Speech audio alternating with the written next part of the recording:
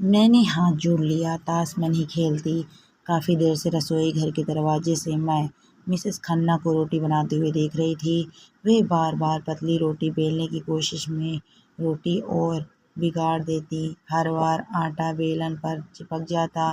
झुंझलाकर उन्होंने मोटी सी रोटी तवे पर सेकने के लिए डाल दी तो मैं अपनी हंसी रोक नहीं पाई। क्यों भाभी जी, रोटी बनाने में बड़ी मेहनत करनी पड़ रही है। हंसकर मैंने कहा, आप इधर कब से खड़ी हैं, आइए बैठिए। देखिए ना, इतनी देर से रोटी बनाने की कोशिश कर रही हूँ, लेकिन हर बार भारत का नक्शा बन जाता है। वह खिलखिला के हंस पड़ी। उनके हाथ से बेलन लेकर मैंने कहा, लाइए मैं रोटी बना देती हूँ। मेरी रोटी फूलते देखकर वह खुश हो गई थी।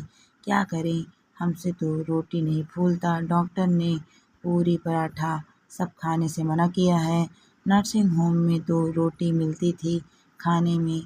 घर में आकर हमको रोटी बनाना सबसे कठिन काम लगता है।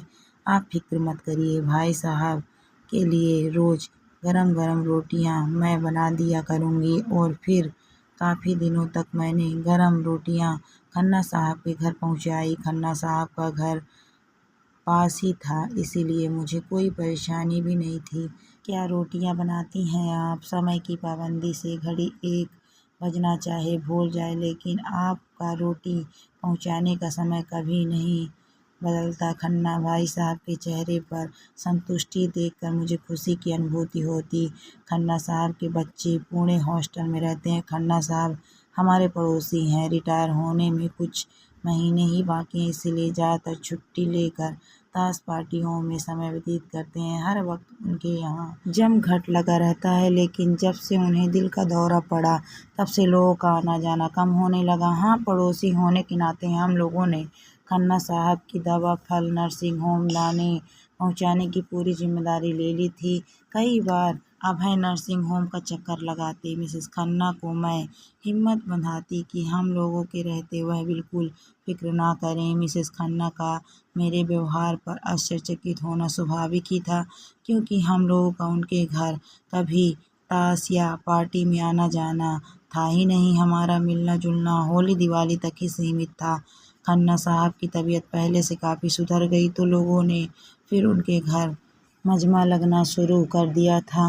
रात के 12 बजे तक ताश की मंडली जमने लगी थी। चाय कॉफ़ी का दौर फिर पहले की तरह शुरू हो गया तो हम लोगों का आना जाना कम हो गया। उस दिन मेरी गैस खत्म हो गई थी। सोचा कि मिसेस खन्ना के पास तो 2-2 सिलेंडर अलग से रखे रहते हैं, और कल ही उनकी नई गैस भी आई थी। उनसे सिलेंडर मांग लूँ, 1-2 दिन में मेरी आ जाएगी तो वापस कर दूंगी। हालांकि कुछ भी ना मांगने का मेरा उसूल मेरे पैर आगे नहीं बढ़ पा रहा था, फिर भी हिम्मत कर ली मैंने। मिसेस खन्ना के ड्राइंग रूम के बाहर मैंने पैर ठिठक गए थे। अरे वो रोटियां तो मैं कुत्ते को फेंक दिया करती थी और बदले में इडली और सांभर खूब भेजा करती थी। मिसेस खन्ना की आवाज़ ने मेरे कदम शिथिल कर दिए थे। अंदर से आती आवाज़ मेरे कानों में गर्म शीशा उड़ेल रही थी। कॉल बेल पर हाथ रखते ही अपना नाम सुना तो हाथ वहीं रुक गए। मिसेस मेहता को तो लेखिका बनने का भूत सवार है। ठीक कहती हो तुम। वह खुद को ना जाने क्या समझती हैं। पूरा जाड़ा बीत गया, हम सब महिलाएं मिलकर धूप में बैठती हैं, पर उन्हें गपशप करने की फुर्सत ही नहीं है। शारदा का स्वर था, क्या मिसेस मेहता की कोई कहानी छपी है कहीं? मिसेस मीना मुंह में पान रखती हुई बोली, हाँ सुना तो है, स्थानीय पत्रिका में छपी है कोई कविता, लेकिन कौन पढ़े।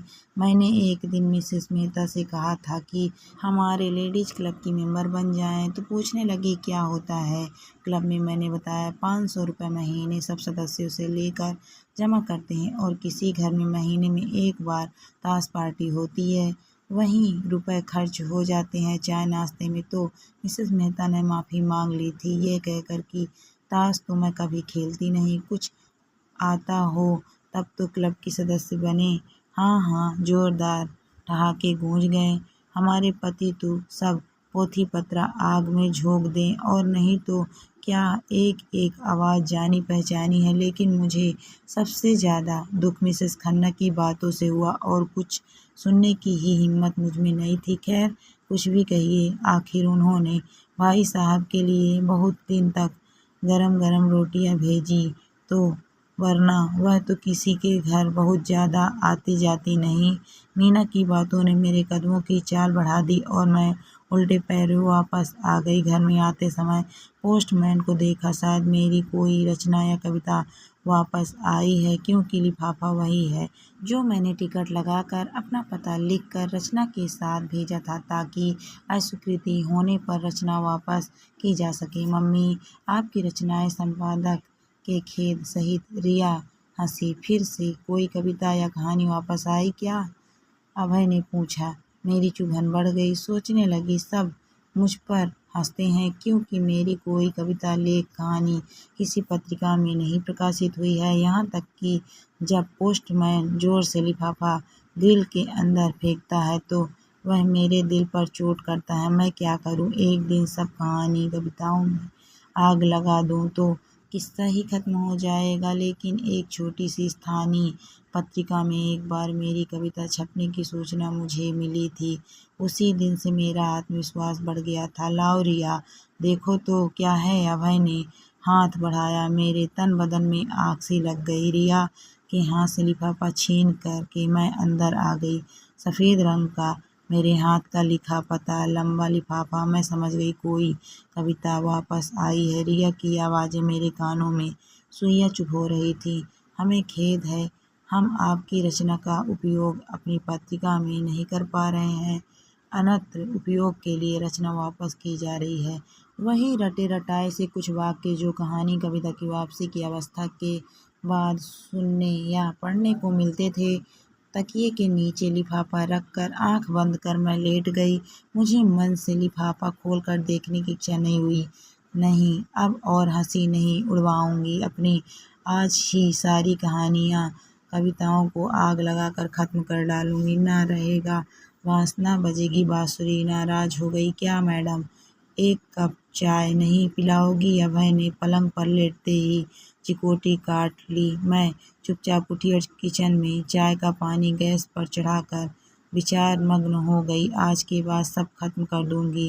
कभी कागज पेन को कोई रचना लिखने के लिए हाथ नहीं लगाऊंगी। अरे भाई, कहाँ हो मैडम? यह देखो तुम्हारी कहानी का 10,000 रुपये का चेक आया है। अभय ने पलंग पर उछलते हुए कहा तो जल्दी से आकर मैंने झपट कर लिफाफा छीन लिया। बेकार में मुझे चिढ़ा रहे हैं यह सोच कर, लेकिन यह क्या, मुझे विश्वास ही नहीं हो रहा था।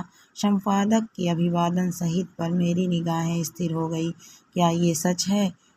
इतनी बार निगाहों ने संपादक के खेद सहित पढ़ा है। अनगिनत रचनाएं वापस आ जाती हैं। इसी डर से आज मैं लिफाफा खोल कर नहीं देख रही थी। जंगल की आग की तरह यह खबर कॉलोनी में फैल गई। अगले दिन सब पड़ोसी ने मिठाई खाने और मुबारकबाद देने आई। सबकी जुबान पर प्रशंसा थी। सब मेरी तारीफों के पुल बांधते जा रहे थे। अब तो हम शान से कहेंगे कि लेखिका मोनिका मेहता को हम बहुत अच्छी तरह जानते हैं। सिर्फ जानते ही नहीं, हम कहेंगे कि मिसेस मेहता हमारी खास मित्रों में से एक है। मन ही मन मुस्कुराती हुई मैं मुखौटों को पहचानने की कोशिश कर रही थी।